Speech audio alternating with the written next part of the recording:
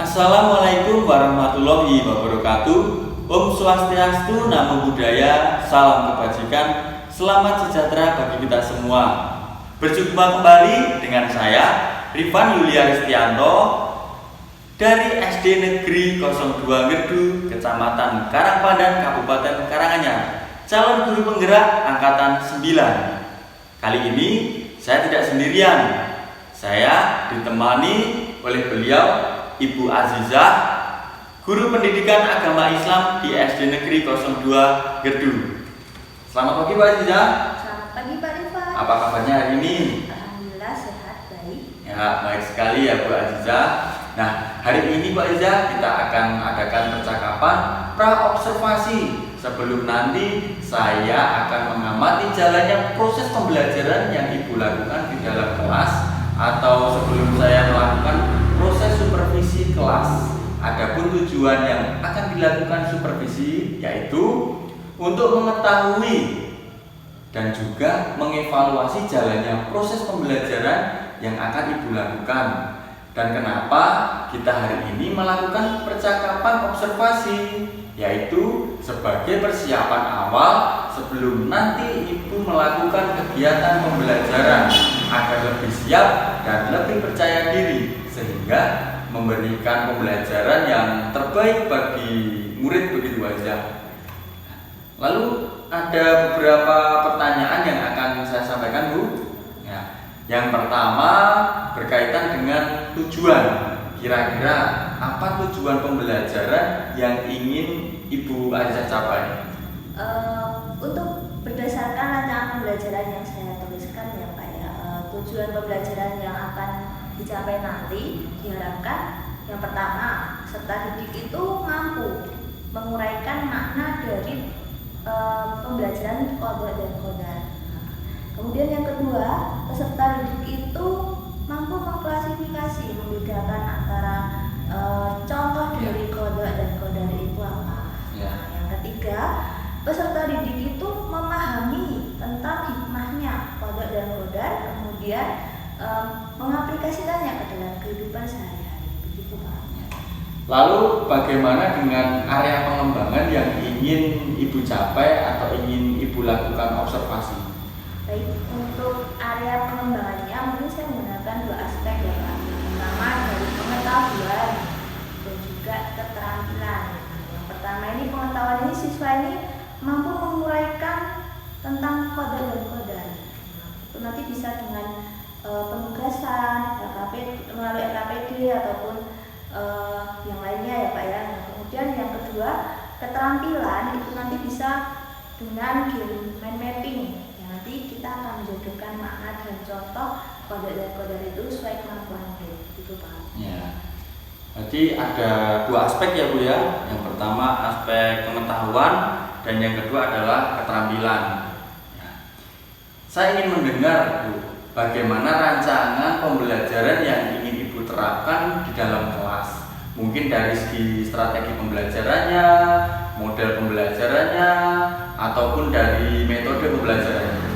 Baik Pak, untuk strategi seperti yang saya sampaikan tadi ya, saya nanti akan menggunakan pembelajaran berdiferensiasi yang mana berdasarkan kesiapan siswa yang diintegrasikan dengan pembelajaran sosial dan emosional, itu dengan breaking ekspresi dari siswa tersebut. Kemudian saya nanti akan melakukan pembagian kelompok yang nantinya akan penugasan game mind mapping, yang itu nanti anak-anak akan mempresentasikan hasil dari kegiatan yang dilakukannya tadi. Nah, kemudian nanti juga ada, itu tadi udah kaitannya dengan keterampilan dan keaktifan siswa. Nah, kemudian modelnya Pak, saya ini menggunakan model pembelajaran discovery learning ya Pak ya. Untuk metodenya mungkin saya menggunakan diskusi kelompok seperti tadi. Nah, kemudian ada tanya jawab dan penugasan juga. Ya, baik. Jadi yang akan Ibu terapkan di dalam kelas menggunakan strategi pembelajaran berdiferensiasi ya, dan diintegrasikan dengan pembelajaran sosial emosional menggunakan model pembelajaran discovery based learning, dan juga dengan metode diskusi kelompok, kemudian penugasan gagasan dan juga tanya jawab ya Bu ya. Ya. Ya. Lalu bagaimana dengan media pembelajaran yang akan Ibu gunakan di dalam kelas nantinya?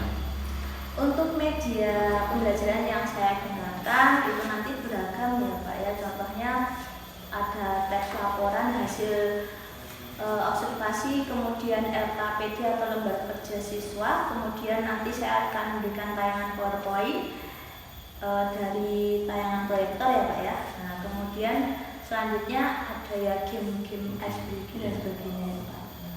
Lalu kira-kira kapan nih Ibu akan melakukan kegiatan pembelajaran tersebut? Nantinya akan dilakukan di hari apa, di kelas berapa, dan juga nanti di jam berapa Bu? Kita akan lakukan kebetulan saya ada jadwal di hari Rabu depan. Oh. Di jam pertama kelas 6. Oh ya, jadi nanti minggu depan ya Bu, Ya. hari Rabu minggu depan di kelas 6 jam pertama ya. Baik, nanti saya akan datang ke kelas Ibu dan saya akan melakukan supervisi kelas. Saya akan melihat dan juga mencatat hal-hal apa saja nantinya yang akan terjadi di dalam kelas Ibu.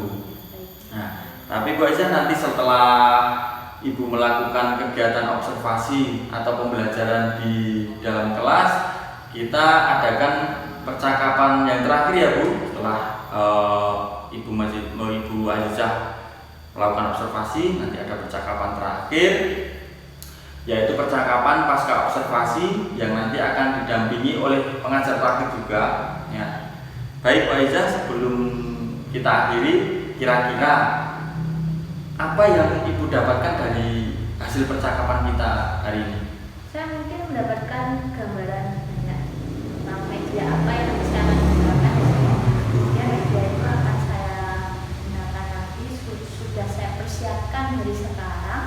Mungkin saya nanti akan memiliki gambaran dari hasil percakapan kita hari ini. Nah, baik. Terima kasih Bu Azizah atas waktu yang diberikan, sudah bersedia berbincang-bincang dengan saya di percakapan pra-observasi. Nanti sampai bertemu di kegiatan observasi kelas hari Rabu depan ya Bu. Ya. Demikian percakapan kita hari ini. Sampai bertemu kegiatan observasi di kelas dan juga percakapan pasca observasi. Ya. Selamat pagi Bu Azizah. Selamat pagi Pak Rifan. Assalamualaikum warahmatullahi wabarakatuh, anak-anak.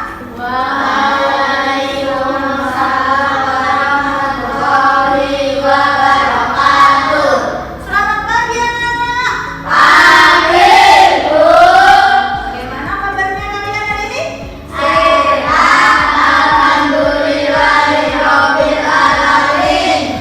Ya, hafal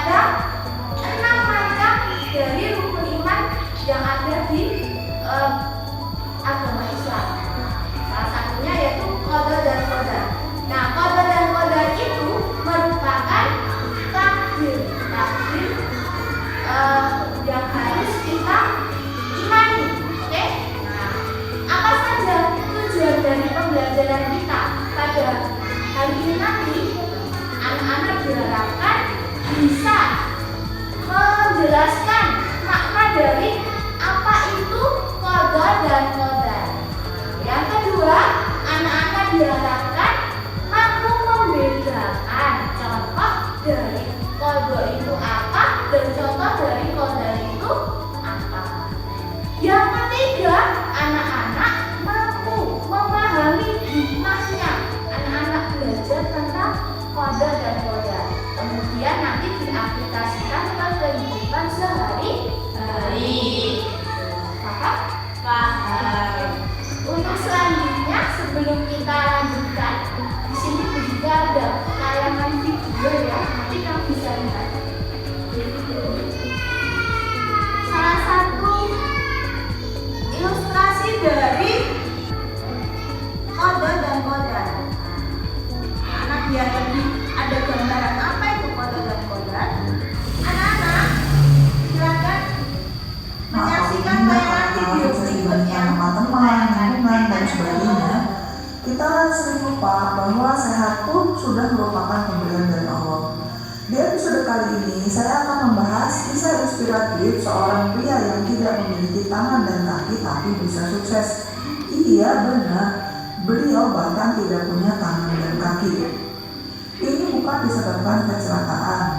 Nick terlahir tanpa tangan dan kaki. Kondisi ini disebut tetraamelia.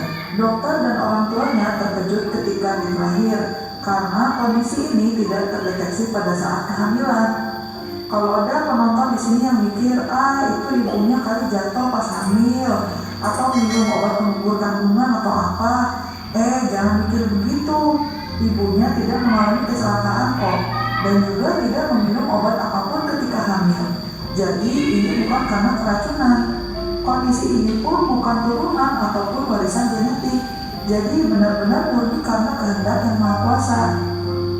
Nick bercerita bahwa saking ekstrim kondisinya, tidak ada yang berani memberi bunga ataupun mengucapkan selamat kepada orang tuanya. Dan akhirnya dia mulai memberikan sesi motivasi. Dari yang awalnya hanya didengarkan 6 orang, bertahun-tahun kemudian penonton paling banyak live-nya adalah 800.000 orang. Dari yang awalnya hanya jadi pembicara di aula sekolah, lama-lama Nick mengadakan sesi bahkan di stadion, udah kayak konser aja deh. Pada saat video ini direkam, Nick bahkan sudah travel ke 60 negara hanya untuk memberikan ceramah dan sesi motivasi. Banyak orang yang tersentuh dan menangis pada saat Nick memberikan speech-nya. Saya termasuk juga salah satunya. Karena kalau orang tanpa tangan dan kaki seperti dia bisa bersemangat menjalani kehidupan. cukup ya, itu salah satu dari gambaran qadha dan qadar. Ada anak-anak yang bisa menjelaskan Atau menyampaikan gagasannya dari video yang Bu Azizah tayangkan. Silakan anak. Ya, Mbak Taskia silakan. intinya seseorang yang terlahir tanpa kaki dan tangan, tapi dia terus semangat untuk belajar dan sukses. Ya, tepuk tangannya mana buat Mbak Taskia. Senang sekali. Jadi, gambaran dari qadha dan qadar yang ada di tayangan tadi bahwa itu salah satu contoh takdir, ya, takdir seseorang di mana dia sejak lahir itu sudah dilahirkan dengan anggota tubuh yang tidak lengkap seperti kita ya. Nah, kita memiliki anggota tubuh yang lengkap. Punya tangan? Punya. Punya mata? Punya. Kaki? Punya.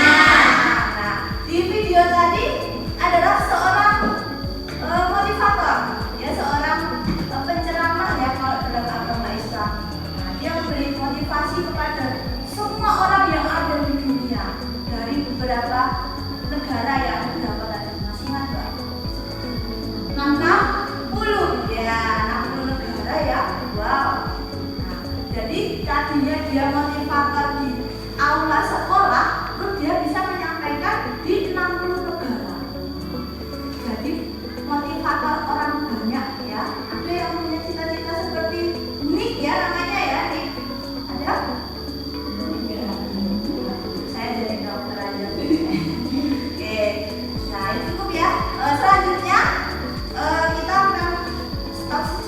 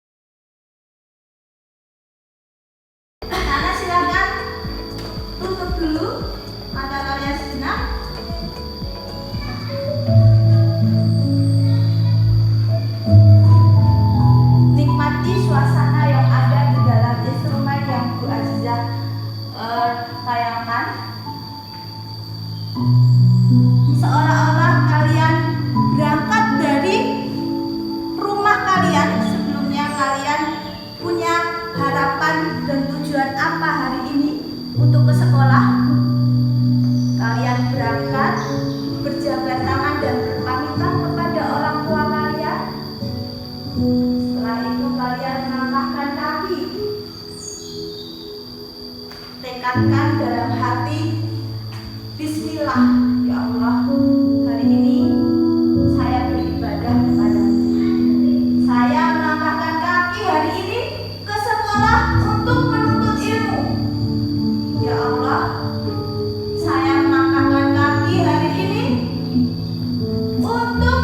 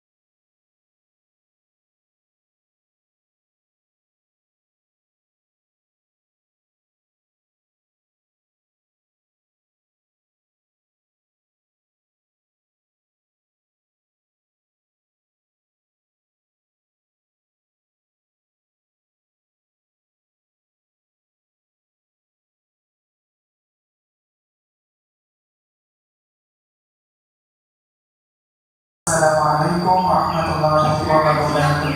Bagaimana kabar anak-anak? Semoga dalam keadaan sehat dan dalam lindungan Allah Subhanahu wa Ta'ala. Pembahasan kali ini kita akan membahas iman kepada qada dan qadar. Sebelumnya kita akan mengenal dan mengulang kembali tentang rukun iman. Ada berapa anak? Ada 6. Pertama, iman kepada Allah. Yang kedua, iman kepada malaikat. Yang ketiga, iman kepada kita. Yang keempat, iman kepada Rasul. Yang kelima, iman kepada hari akhir. Dan yang keenam adalah iman kepada qada dan qadar. Pembahasan kali ini adalah rukun iman yang ke-6, yaitu iman kepada qada dan qadar. Anak yang saleh dan salehah, pernahkah anak-anak membayangkan kenapa anak-anak lahir di Indonesia? Bukan lahir di Jepang misalnya, bukan lahir di Korea misalnya. Pernahkah anak-anak berpikir kenapa saya lahir dari orang tua yang saat ini, bukan lahir jadi anak yang presiden misalnya? Nah, yang soleh dan solehah itu merupakan qada, ketetapan dari Allah Subhanahu wa Ta'ala. Mari kita akan bahas apa pengertian qada dan apa pengertian qadar. Secara bahasa, qada adalah hukum, artinya ya, qada artinya hukum, ketetapan, kehendak, pemberitahuan dan penciptaan Allah. Secara istilah, qada artinya ketetapan Allah sejak zaman azali sesuai dengan kehendaknya. Nah, qada dan qadar. Qada itu adalah apa tadi? Ketetapan. Ketetapan yang sudah ditetapkan oleh Allah sejak zaman azali. Ya. Sampai sini paham? Paham. Ada pertanyaan mungkin? Ya, Mas Andra. Apa itu zaman azali? Zaman azali. Zaman azali itu adalah di mana Allah itu menetapkan sesuatu sejak dulu sebelum ada manusia diciptakan. Sebelum semuanya ini dibentuk, sebelum kehidupan itu ada. Jadi itu sudah ada sejak zaman dulu. Jadi semuanya diciptakan. Itu namanya zaman azali. Paham Mas Andra? Kita lanjutkan ya anak-anak. Jadi anak-anak sebelum lahir ke dunia itu sudah ditetapkan oleh aturan dan ukuran.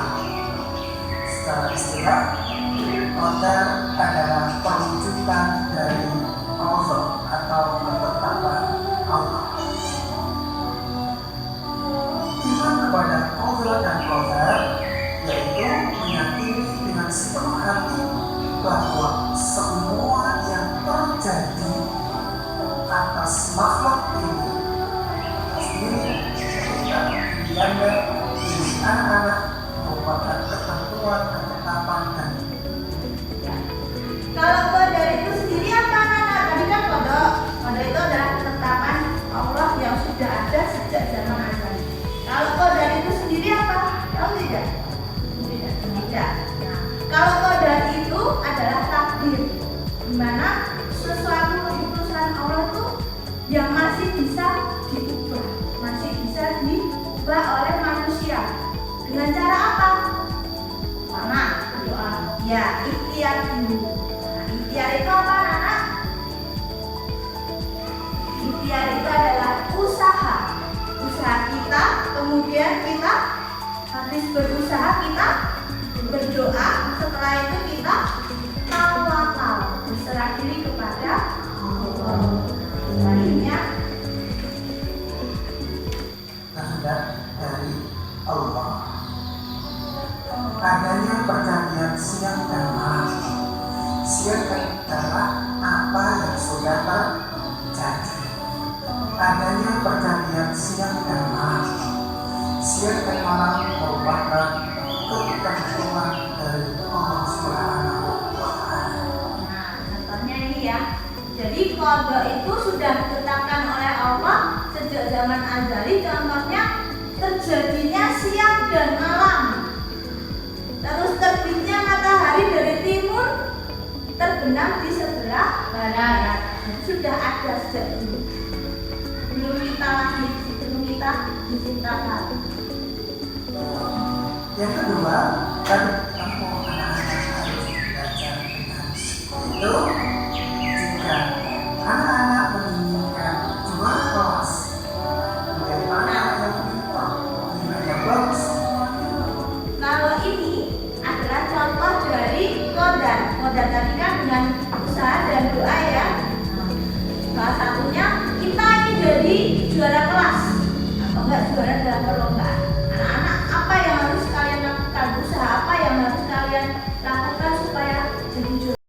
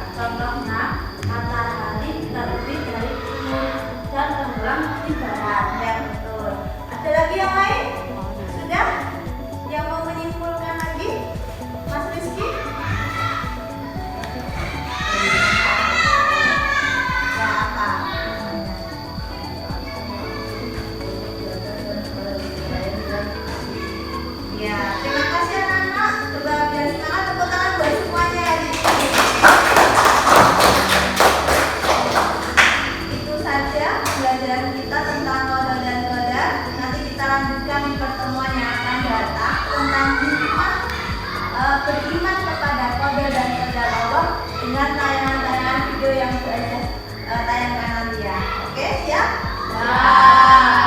Sebelum kita tutup, mari kita berdoa bersama yang akan dipimpin oleh ketua kelas ya. Silakan ketua kelas.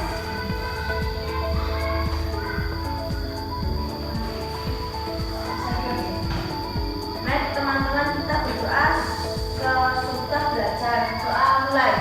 Bismillahirrahmanirrahim. Wal asri innal insana lafi khusri illa alladziina aamanu wa amilus solihati wa tawasaw bil haqqi wa tawasaw bis sabr. Subhanakallahumma wa bihamdika asyhadu an la ilaha illa anta astaghfiruka wa atubu ilaika. Amin. Dan selesai. Salam guru. Assalamualaikum warahmatullahi wabarakatuh. Waalaikumsalam warahmatullahi wabarakatuh. Terima kasih, semoga bermanfaat. Selamat pagi Bu Ratna dan Bu Azizah. Bagaimana kabarnya hari ini, Bu? Alhamdulillah sehat. Ya. Baik, Bu. Dalam percakapan pasca observasi ini, saya akan memberikan pertanyaan-pertanyaan kepada Bu Azizah terkait dengan jalannya proses observasi kelas yang sudah Bu Azizah lakukan dengan tujuan untuk mengevaluasi sejauh mana proses pembelajaran yang Ibu Azizah lakukan.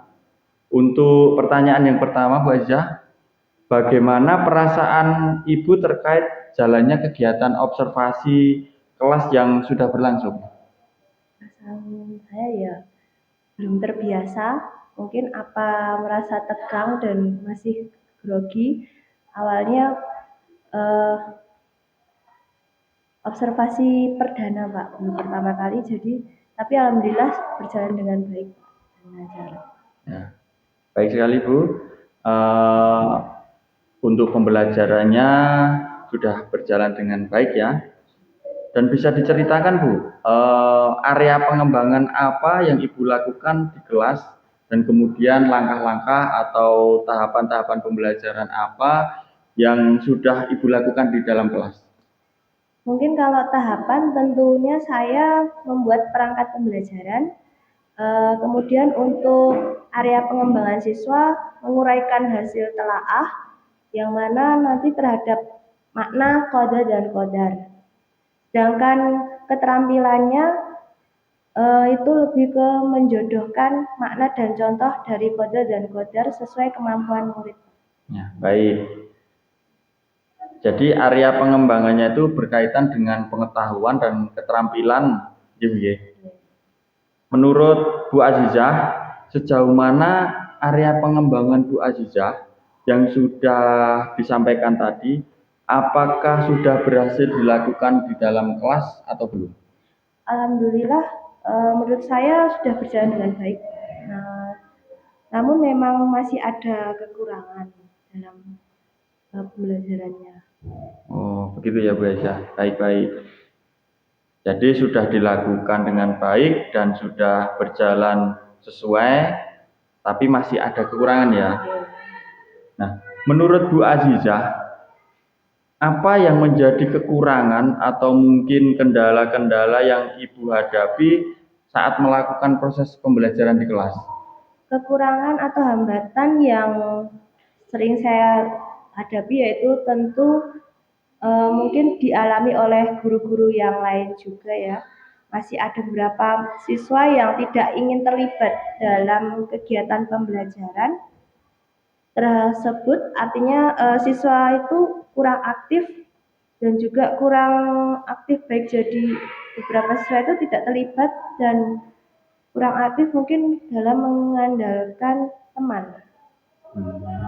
Demikian Pak. Ya, berarti seperti itu ya Bu ya. Kira-kira mengapa hal itu bisa terjadi dan kenapa siswa itu menjadi kurang aktif? Karena tidak mau ikut terlibat dalam diskusi. Misalnya mungkin dalam pembagian kelompok, jumlah siswa yang terlalu banyak, tiap kelompok itu saya akan menggunakan pendekatan yang sesuai dengan minat anak. Misalnya saya bagi kelompok berdasarkan gaya belajarnya, yaitu auditoria atau visual ataupun kinestetik. Kemudian anak akan merasa lebih nyaman, baik itu saya sesuaikan dengan kenyamanan anak dan karakteristik dari anak tersebut. Mungkin saya melakukan pertanyaan kepada anak tersebut akan menyesuaikan dengan kegiatan yang ada di kelas. Seperti itu, Pak. Baik, jadi itu adalah rencana ke depan ya Bu. Pada saat nanti proses pembelajaran ke depan, Ibu akan menyesuaikan dengan kenyamanan mereka, menggunakan gaya belajar masing-masing, menggunakan gaya belajar visual, gaya belajar auditori, dan juga menggunakan gaya belajar kinestetik. Seperti itu ya Bu ya. Nah, mudah-mudahan apa yang nanti Ibu rencanakan dapat terrealisasi dan memberikan proses pembelajaran yang lebih baik lagi dibandingkan pembelajaran yang kemarin. Nah, saya tunggu ya Bu nanti cerita-cerita dari Bu Azizah apakah bisa direalisasikan atau tidak. Nah, kira-kira kapan Ibu akan melakukan perubahan dengan rencana yang Ibu sampaikan tadi? Mungkin untuk waktu tepatnya belum tahu ya. Saya tentukan ya, tapi insya Allah akan saya lakukan secepatnya, Pak. Ya, berarti mungkin bulan depan bisa dilakukan ya Bu ya? Insya Allah. Baik Bu Azizah, terima kasih atas jawaban-jawaban. Mudah-mudahan apa yang Ibu Azizah rencanakan ini bisa cepat terrealisasikan dengan baik ya Bu.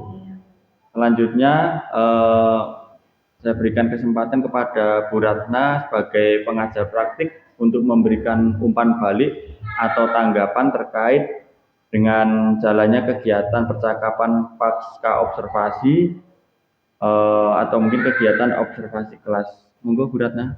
Ya. Terima kasih atas waktu yang diberikan dari Pak Rifan dengan Bu Azizah.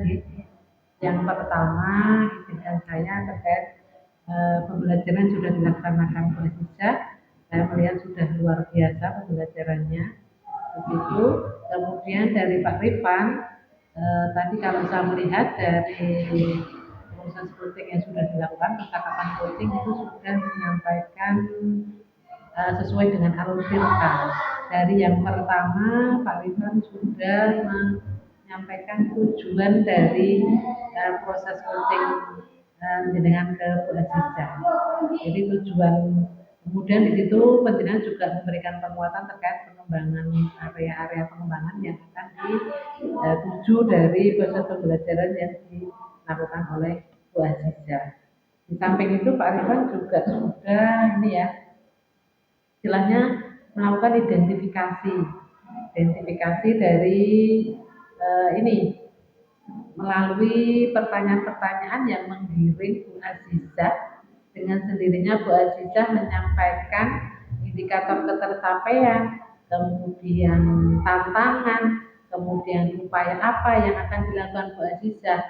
Di situ Pak Rifan sudah menunjukkan bahwasanya sudah melakukan alur coaching yang cerita. Kemudian sebaliknya Bu Azizah sudah menyampaikan dengan urut sistematis mulai dari pembelajaran yang dilakukan, kemudian kendalanya apa, upaya yang dilakukan, sehingga termasuk tindak lanjutnya dan kapan tindak lanjut itu akan dilakukan sudah diuraikan dengan begitu tuntut dari Bu Azizah. Jadi di sini istilahnya percakapan coaching yang dilakukan Pak Rifan dengan Bu Azizah ini sudah memberikan gambaran bahwasanya coaching itu memang memerlukan suatu keterampilan, kaitannya apalagi dengan supervisi tadi. Dan Pak Rifan sudah melakukan dengan baik sesuai dengan alur cerita. Saya kira demikian yang bisa saya sampaikan menanggapi dari kegiatan pasca observasi dari Bu Aziza. Ya. Baik, terima kasih untuk umpan balik dari Bu Ratna. Pada akhirnya rangkaian kegiatan supervisi hari ini sudah selesai, dimulai dari kegiatan pra-observasi, observasi kelas, dan juga yang terakhir percakapan pasca observasi. Saya ucapkan terima kasih kepada Bu Ratna dan Bu Azizah untuk waktu bisa dilakukannya kegiatan ini. Selamat pagi Bu Ratna, Bu Ya, Azizah. selamat pagi Pak Rifan, selamat pagi Bu Aziza.